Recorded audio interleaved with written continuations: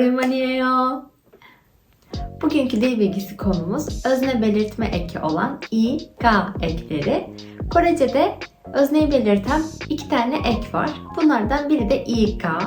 Bu ekler özneden hemen sonra eklenerek o cümlede işi yapan kişiyi ya da bahsedilen nesneyi vurgulamaya yarar.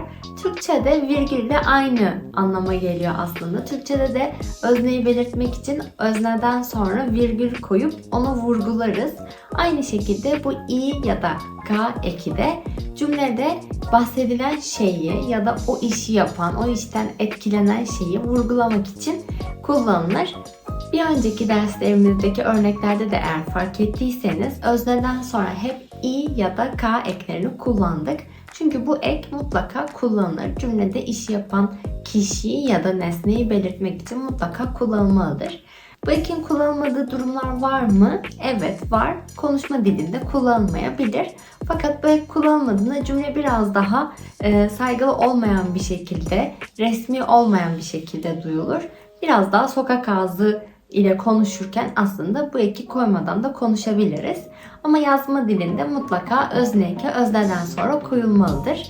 Peki i mi, ga mı? Buna nasıl karar veriyoruz? Bunun için de özneye bakıyoruz. Cümledeki öznemiz o işi yapan kişi olabilir, bahsedilen nesne olabilir bu. Bu öznemizin son hecesindeki son harf eğer sessiz ise i ekini getiriyoruz. Eğer sesli harf ise ga ekini getiriyoruz. I ve ga eklerini kişi zamirleriyle birlikte kullanırken birkaç istisnai durum var. Önce gelin bence hep birlikte bunlara bakalım. Birinci istisnai durumumuz na, yani ben. Na-ga şeklinde çekimlenmez. Ne-ga olarak çekimlenir.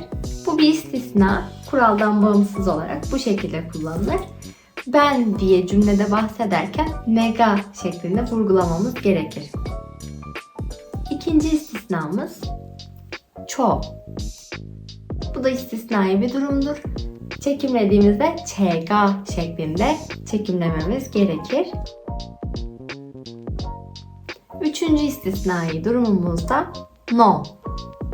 Yani sen eki no-ga şeklinde çekimlenmez.